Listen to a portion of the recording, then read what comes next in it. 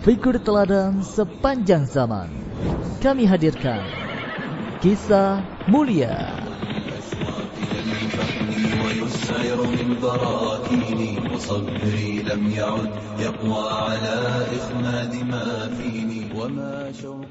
Assalamualaikum warahmatullahi wabarakatuh. Pendengar yang berbahagia di mana saja saat ini Anda berada.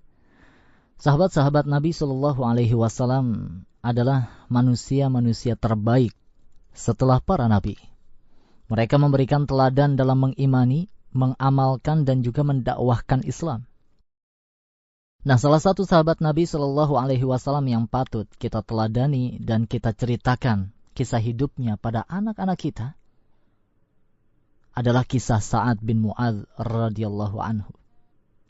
Dialah seorang yang disabdakan oleh Nabi Shallallahu Alaihi Wasallam ketika memakamkan jenazahnya, sungguh arsy Ar-Rahman bergetar dengan berpulangnya Sa'ad bin Mu'adz radhiyallahu anhu. Nah, pendengar yang budiman, nasab Sa'ad bin Mu'adz radhiyallahu anhu adalah Sa'ad bin Mu'adz bin Salman bin Imril Qais al-Ansari al-Ashhali, dan ibunya adalah Kabsyah bin Rafi' bin Ubaidah bin Sa'labah. Adapun kunyah beliau radhiyallahu an adalah Abu Amr. Nah, dari keterangan tersebut jelaslah bahwa Sa'ad bin Mu'adz radhiyallahu an merupakan salah seorang sahabat Ansar yang berasal dari Madinah. Dan Sa'ad adalah seorang pemuda yang berpostur tubuh tinggi besar serta berwajah tampan. Bahkan termasuk salah seorang sahabat yang paling tinggi dan juga besar badannya. Kulitnya putih dan janggutnya pun rapi. Sa'ad bin Mu'adz radhiyallahu an merupakan tokoh dari Bani Ashhal dan ia memiliki pengaruh yang sangat besar untuk kaumnya. Di mana ia memeluk Islam 1 tahun sebelum kedatangan Nabi Shallallahu Alaihi Wasallam ke kota Yathrib atau Madinah An-Nabawiyah, dan saat itu Sa'ad radhiyallahu an berusia 31 tahun. Nah, pendengar yang budiman, adapun mengenai keislamannya, bermula ketika serombongan orang-orang Madinah datang menuju Mekah di musim haji. Mereka menemui Rasulullah Shallallahu Alaihi Wasallam, dan saat itulah Rasulullah Shallallahu Alaihi Wasallam membacakan Al-Quran kepada penduduk Yathrib dan memberitahukan bahwa beliau adalah utusan Allah. Mendengar penjelasan dan untayan-untayan nasihat dari Rasul Shallallahu Alaihi Wasallam, maka mereka pun teringat dengan kabar yang disebutkan oleh orang-orang ahli kitab bahwasanya akan diutus seorang Rasul di tanah Arab dengan ciri-ciri yang demikian dan demikian. Dan Rasul tersebut adalah penutup para nabi serta Rasul yang lain. Akhirnya pendengar pendatang Yathrib ini pun beriman dan membenarkan apa yang dibawa oleh Rasulullah Shallallahu Alaihi Wasallam. Kemudian setibanya di kampung halaman mereka, yaitu di Yathrib, Madinah Al-Munawwarah, para sahabat Nabi ini yang telah masuk Islam di Mekah tadi mendakwahkan Islam kepada penduduk kampung mereka secara sembunyi-sembunyi.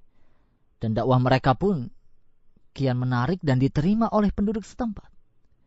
Dengan pertambahan penduduk yang memeluk Islam, mereka pun meminta kepada Rasulullah Shallallahu Alaihi Wasallam untuk mengirim salah seorang sahabat seniornya untuk mendakwahkan Islam di kota tersebut, yakni di Madinah.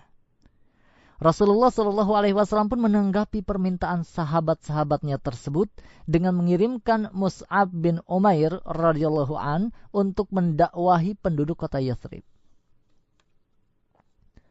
Nah, pendengar yang dirahmati oleh Allah Subhanahu wa taala, setibanya di Madinah, Mus'ab bin Umair radhiyallahu an menetap di perkampungan Bani Ghanam di rumah As'ad bin Zurarah radhiyallahu an.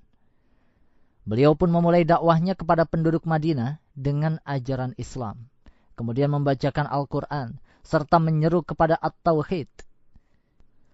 Dan kedatangan Mus'ab bin Umair radhiyallahu an ini akhirnya terdengar pula oleh seorang tokoh Yathrib, yakni Sa'ad bin Mu'adz radhiyallahu an. Sa'ad bin Mu'adz berkata kepada Usaid bin Khudair ketika itu, salah seorang sahabatnya, temuilah 2 orang laki-laki itu, yaitu As'ad bin Zurarah dan juga Mus'ab bin Umair radhiyallahu anhuma. Karena mereka datang ke pemukiman kita untuk membodohi orang-orang lemah dari kalangan kita. Larang dan ancamlah mereka. kata Sa'ad bin Mu'adz radhiyallahu an ketika ia masih dalam keadaan musyrik. Lalu ia melanjutkan, aku tidak mau melakukannya karena As'ad bin Zurarah adalah sepupuku. Seandainya bukan karena hal itu, maka aku sendiri yang akan melakukannya dan tidak menyuruhmu. Maka mendengar hal tersebut, segeralah Usaid bin Khudair mengambil tombaknya dan pergi menemui Mus'ab serta As'ad bin Zurarah yang saat itu sedang duduk-duduk di sebuah kebun. Ketika As'ad bin Zurarah radhiyallahu an melihat kedatangan Usaid bin Khudair, maka ia pun berbisik dan berkata kepada Mus'ab bin Umair radhiyallahu an, itu adalah Usaid bin Khudair. Ia adalah pemimpin kaumnya. Berkata benarlah tentang Allah kepadanya. Maka Mus'ab bin Umair pun menjawab, jika ia mau duduk mendengarkan, aku akan bicara kepadanya. Aku akan mendakwahinya. Maka datanglah Usaid bin Khudair serta berdiri di hadapan keduanya, lalu mencaci maki As'ad bin Zurarah dan juga Mus'ab bin Umair radhiyallahu anhuma. Kemudian ia berkata, apa tujuan kalian datang kepada kami untuk membodohi orang-orang lemah dari kami? Jika kalian mempunyai sesuatu kepentingan, sekarang pergilah kalian dari kami. Amarah Usaid bin Khudair itu pun diladeni dengan tenang oleh Mus'ab bin Umair radhiyallahu an. Tunggu dulu. Maukah engkau duduk dan mendengarkanku? Jika engkau menerima apa yang aku katakan, maka tentunya engkau bisa menerimanya. Dan jika engkau membencinya, maka engkau bisa menghentikan kami. Usaid bin Khudair pun menjawab, engkau benar. Lantas Usaid pun menancapkan tombaknya dan duduk bersama Mus'ab bin Umair radhiyallahu an. Maka Mus'ab pun mulai berbicara kepadanya tentang Islam, mendakwahinya tentang keagungan dan keindahan Islam. Ia pun membacakan ayat-ayat Al-Quran. Maka Usaid bin Khudair pun sangat berkesan dengan pembawaan Mus'ab bin Umair radhiyallahu an. Lantas ia mengatakan, demi Allah, sungguh kami telah mengetahui kemuliaan Islam sebelum ia berbicara tentang Islam, dalam kemuliaan dan kemudahannya. Kemudian ia berkata lagi, sungguh tidak ada yang lebih bagus dari perkataan Al-Quran ini. Apa yang harus aku lakukan jika ingin masuk agama ini? Maka Mus'ab bin Umair radhiyallahu an pun dengan riang gembira menjelaskan kepadanya, engkau harus mandi mensucikan diri, mensucikan pakaianmu. Kemudian bersyahadat dengan benar, lalu sholatlah 2 rakaat. Nah, pendengar yang dirahmati oleh Allah Subhanahu wa taala, setelah masuk Islamnya Usaid bin Khudair, maka Usaid pun mengatakan suatu perkataan yang menjelaskan bagaimanakah kedudukan seorang Sa'ad bin Mu'adz. Di mana Usaid berkata, wahai Mus'ab, kaum muslimin, sesungguhnya ada seseorang di belakangku.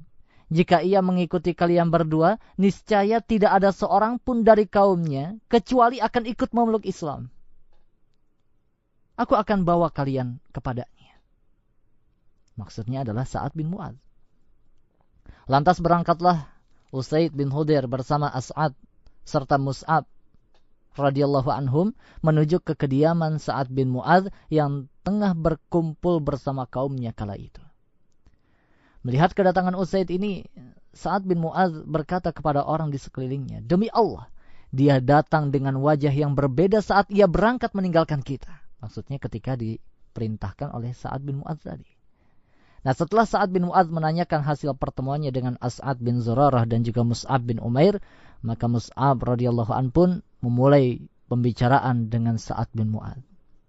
Mus'ab bin Umair radhiyallahu an dengan tenang berkata, bagaimana kiranya kalau Anda duduk dan mendengarkan apa yang aku sampaikan? Jika engkau ridho, suka dengan apa yang aku ucapkan, maka terimalah. Namun seandainya engkau membencinya, maka aku akan pergi. Sa'ad bin Mu'adz pun menjawab, ya, yang demikian itu lebih bijak. Maka Mus'ab radhiyallahu an pun mulai menjelaskan kepada Sa'ad apa itu Islam, membacakan ayat-ayat suci Al-Quran, mendakwahkan Islam kepadanya. Nah, pendengar yang budiman di mana saja saat ini Anda berada, bagaimanakah tanggapan Sa'ad bin Mu'adz setelah mendengarkan bacaan Al-Quran dan penjelasan Mus'ab bin Umair radhiyallahu an tentang Islam? Kita akan simak insyaallah pada edisi berikutnya dalam rubrik Kisah Mulia. Mudah-mudahan dapat bermanfaat. Wallahu alam. Wassalamualaikum warahmatullahi wabarakatuh. لظى الأشواق يلفحني ويسعر من براكيني وصبري لم يعد يقوى على إخماد ما فيني.